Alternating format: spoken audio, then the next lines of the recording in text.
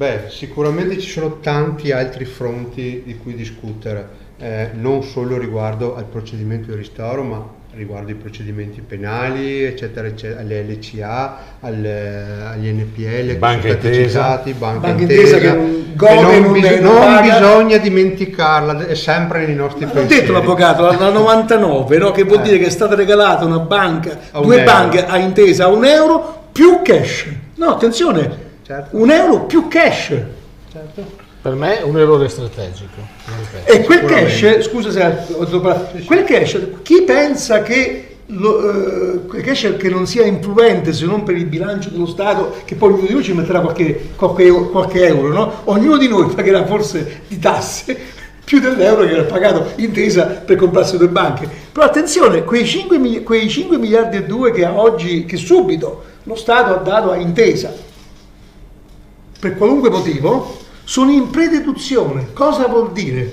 Lo diciamo a chi ci ascolta, che chi dovesse insistere nel fare costituzioni di parte civile, se pensa di trovare un ristoro etico, va benissimo, perché un giorno che qualcuno verrà condannato, chissà quando e chissà se, farà parte del gruppo che dice anch'io sto con la squadra che ha smascherato i truffatori, ma non beccherà un centesimo, perché, e non è un'opinione, io non sono avvocato, però consiglio di parte civile vuol dire, mi corregga se sbaglio, che io entro nel processo perché io sono un danneggiato.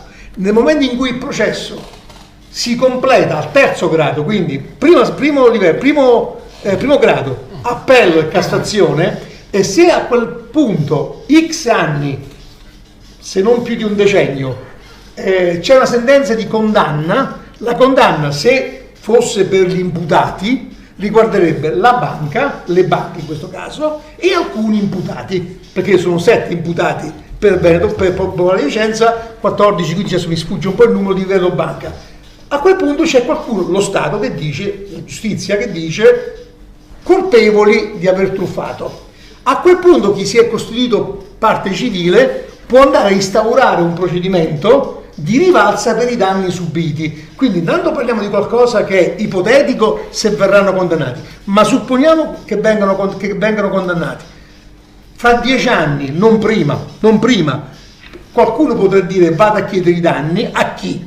Alle banche, se vengono condannate, e agli imputati attuali. Le banche dovranno rispondere con i loro beni e gli imputati dovranno rispondere con i loro beni. Mi allungo, ma questa è una cosa fondamentale, questa qui, secondo me. Gli imputati non mi sembra che singolarmente, a torto o ragione, abbiano degli importi tali per cui possono andare a rimborsare qualcosa.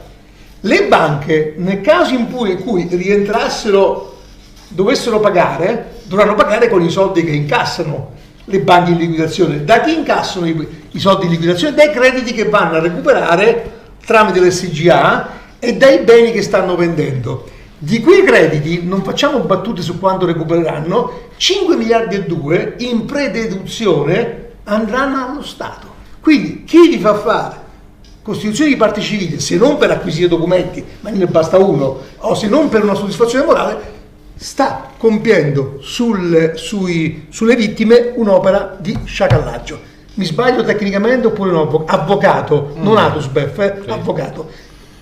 Allora, tecnicamente potrebbe avvenire che in primo grado si liquidi con una provvisionale, dicendo fondamentalmente in sentenza condanno al risarcimento del danno. Ora però questo implica che il giudice penale difficilmente liquiderà in una somma predeterminata l'importo e quindi rimetta al giudice civile per la determinazione del solo importo, e quindi significa che tutte quelle persone che hanno fatto la costituzione di parte civile del processo penale all'esito della sentenza di primo grado, non bisogna aspettare la terza, con la provvisionale potrebbero adire a un giudice civile.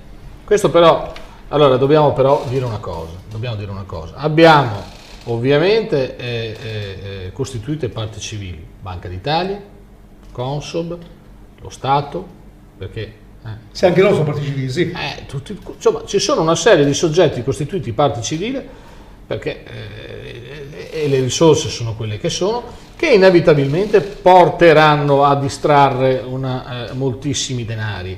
E in più 5 miliardi di sono in produzione comunque. Ecco, e allora a questo punto qui, la domanda che ci si pone qui, che mi pare che ci pone, è quanto resterà effettivamente di questi denari che potranno andare nelle casse delle persone che comunque dovranno poi rivolgersi al giudice civile.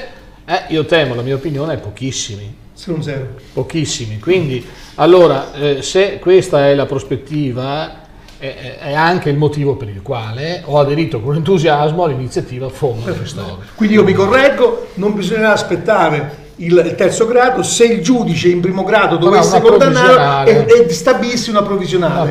Poi parliamo di anni comunque. Comunque è certamente. Se stabilà la provvisionale non sarà lui a determinarla, ma ognuno dovrà andare a fare ognuno singolarmente, perché in Italia non c'è la class action, non esiste. Ognuno dovrà fare un'azione civile presso il tribunale civile per chiedere il suo danno. Tra chi ha subito danni ci sarà Banca d'Italia, per quanto sia paradossale, Consob e lo Stato in assoluto, e quindi in più lo Stato ha una prededuzione di 5 miliardi e 2 e si stima che gli NPL verranno recuperati in 15-20 anni, perché l'SGA, quelli di Banco di Napoli, in una situazione economica più florida ci ha messo 20 anni per recuperarli. Io dico che forse ho sbagliato sul fatto del terzo grado, sicuramente ho sbagliato tecnicamente. No, ma non è errato, non è tecnicamente sì, no, se c'è la provvisionale, è una provvisionale, non è che però dico sostanzialmente è che soldi secondo me non se ne trovano, perché dovrebbero recuperare l'SGA più di 5 miliardi e 2, vabbè.